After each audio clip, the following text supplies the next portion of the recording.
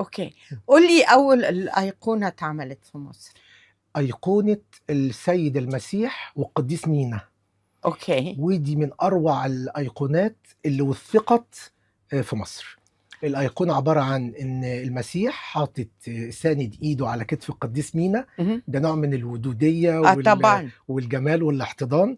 والقديس مينا ده من القديسين اللي مشهورين جدا، اللي ليه دير دلوقتي في مريوط. الأيقونة دي وثقت واتنقلت لمتحف اللوفر في فرنسا، وموثقة ومحفوظة ومرسومة بطريقة في منتهى الجمال. يا رب، لو تسمحي لي أشرحها بسرعة. بليز.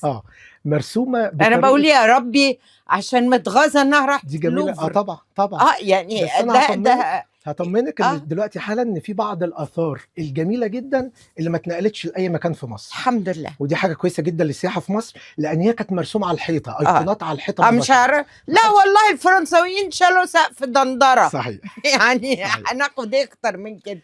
لوحه المسيح والقديس مينا اللي هي موثقه في معهد في فرنسا اللي هو في المتحف، مرسومه عن طريق الشمع السخن. وطريقه الرسم دي كانت ثوره في طريقه رسم الايقونات في الوقت ده. اوكي. القرن الرابع والخامس. عباره عن ان هم بيخلطوا الاكاسيد اللي هي اللون الازرق والاحمر والاصفر والاخضر بالشمع، ويحطوا عليه شويه خل، واثناء ما هو دافي وسخن بيجهزوا بيه اللوحه الخشبيه، ويبتدي الفنان يرسم وهو الماده دي سخنه، اللي هو بيسموه انكوستيك. كانت ثوره عملت يعني طفره جامده جدا في فن الايقونات في وقتها، واترسم بيها الايقونه بتاعت المسيح والقديس مينا اللي موثقه. انا شخصيا متاكد ان البورتريهات بتاع الفيوم رسمت، مش متاكد يعني تاكد شخصي، لا ده موثق كمان في الكتب التاريخيه، ان الوجوه بتاع الفيوم اترسمت بنفس الطريقه اللي هو بالشمع الانكوستيك، الشمع السخن. وده نقله جميله جدا. وعشان كده الشمع السخن بيثبت لالاف السنين، بدليل انه مرسوم من القرن الرابع ولغايه دلوقتي حوالي 16 او 17 قرن موجوده لغايه دلوقتي بنفس حالتها. المصريين تميزوا بالوان بتنطق، يعني مهما مر عليها السنين وليهم يعني هم اول ناس استعملوا اللون الازرق مثلا اللي هو الرويال بلو. وهم اللي عملوه، يعني هم اللي طبخوه. يعني الوانهم رغم انها من مواد طبيعيه، انهم بشوفوا 10,000 السنين ازاي. في حاجه كده في الاكاسيد هي تسمى باسم النيله. النيله الزرقاء بالظبط. ده كان زمان في حاجه كده، النيله الزرقاء. ده في الفن الشعبي احنا بنقول كلمه النيله دي، لكن هي النيله ده نبات بيظهر في مصر. هو بيظهر في عده دول طبعا. في الاردن موجود، وفي المغرب، وفي سلطنه عمان، لكن بيظهر في مصر نبات النيله ده من الاف السنين. هو نبات زي الملوخيه او النعناع. لونه اخضر عادي، نبات اخضر عادي.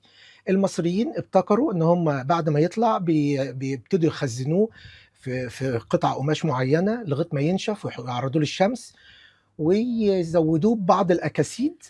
وهو لما بينشف في الشمس وياخد درجه معينه من النشوء، يبقى ناشف كده، بعمل زي الملوخيه الخضراء، بينشف ويبقى لونه ازرق داكن. عشان كده سموه اللون النيلي. احنا بنقول عليه نيله بس هو لون نيلي. نيلي غامق. اللون ده في منتهى الجمال، لانه بيبقى ثابت جدا وبيحتفظ بلونه الالاف السنين. بجانب طبعا الاكاسيد، احنا عندنا طبعا اكسيد الحديد اللي لونه احمر، وفي كبريتات طبعا، وفي كل الالوان بتاعتنا من الطبيعه. كانوا بيلاقوا في الجبال على فكره قطع كده، قطع لونها احمر او اخضر او ازرق، وبيطحنوها وبيزودوا عليها بعض الحاجات الجميله جدا زي صفار البيض. يعني مثلا التمبرة دي اللي هي صفار البيض ده، لما بيتخلط بالاكاسيد وبعض الزيوت بيتلون بيه الاكاسيد اللي هي الالوان الاحمر والاخضر والازرق وكده، بتبقى في منتهى الجمال، تحفه فنيه، وبتثبت لالاف السنين. لان صفار البيض مع الخل مع الميه اللي هو او ماء الورد بيثبت وبيبقى جميل جدا على مدى الاف السنين. وكده نبقى وصلنا لنهايه الحلقه دي. نشوفكم ان شاء الله في 19/25 بودكاست مع ليلى عز العرب، حلقه جديده.